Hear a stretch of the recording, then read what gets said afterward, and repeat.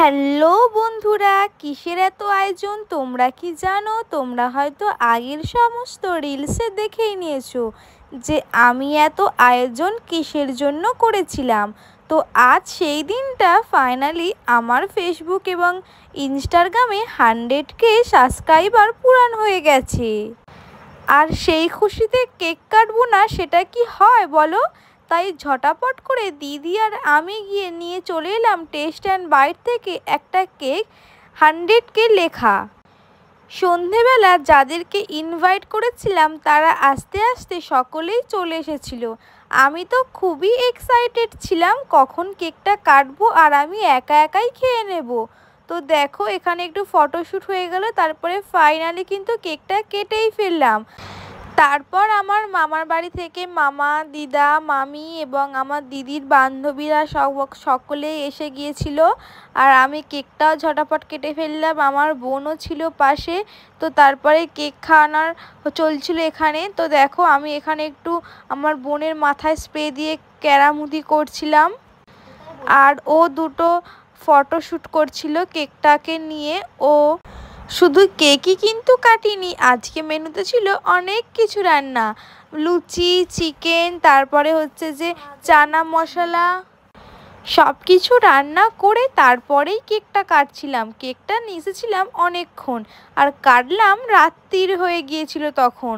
তো আমি তো খুবই এক্সাইটেড কেকটা খাবো কখনই। ফার্স্ট টাইম আমি আমাদের বাড়ির পাশে টেস্ট অ্যান্ড বাইট থেকে কেকটা নিয়েছিলাম, আগে কখনো যাইনি ওই দোকানে, এই ফার্স্টবার। তো দেখো আমি দিদাকে কেক খাইয়ে দিচ্ছিলাম আর দিদা আমাকে এখানে টাকা দিয়ে দিচ্ছিলো। আর সকলে বলছিল যে বার্থডে হচ্ছে নাকি যে টাকা দিচ্ছ, ওই জন্য আমি একটু হাসছিলাম। তারপর দিদাকে কেকটা খাইয়ে দিলাম। তো দেখো আমি টাকাটা নিয়ে নিলাম, টাকাটা নিয়ে কি করব জানিনি, একে একে সকলকে কেক খাইয়ে দিলাম। আমি সবাইকে কেক খাইয়ে যাচ্ছি, কেউ আমাকে খাওয়াচ্ছে না দেখে আমি নিজেই কেকটা খেয়ে নিলাম। তারপরে কি আর করব, বাড়ির সকলের অনেক দিন একসঙ্গে পেয়ে সকলে মিলে একটু গল্প করছিলাম। এই যে তারপরে আমি মাকে কেক খাইয়ে দিলাম, মামিকে খাইয়ে দিলাম, একে একে দিদি, তারপর দিদির বান্ধবী, আমাদের পাশেই বাড়ি, মামাকে, সকলকে কেক খাইয়ে দিলাম।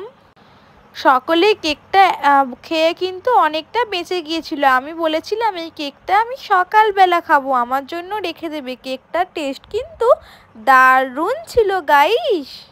তো দেখো স্প্রেটা ওড়াতে গিয়ে আমাদের ঘরের দেয়ালে গোটা স্প্রে ভর্তি হয়ে গেছে। তো এবার আমি কেকটা কেটে করছিলাম একটু ফটোশ্যুট। দেখো এই জামাটা আমি কিন্তু মিশো থেকে কিনেছিলাম আর ছোট হয়ে গেছে, এই জামাটা আমি আর পরতেই পারছিলাম না। আমি বলছিলাম কেকটা আমি একাই খেয়ে নেব, কাউকে দেবো না, এত দারুণ খেতে। তো সকলে মিলে ওই জন্য আমাকে একটু বকাঝকা করছিল আর আমি গোটা ছুরি সমেত কেকটাকে চাটছিলাম। তো আমি এখানে বলেছি বলে অনু পাশ থেকে বলছে আমার ব্যাপারে কিছু বলা যাবে না, যে সকলে বকাঝকা করছিল, তুই তোর ব্যাপারে বল। তো আমি একটু দেখছিলাম, তো আমি এখানে দেখছিলাম দেয়ালে কতটা দাগ হয়ে গেছে।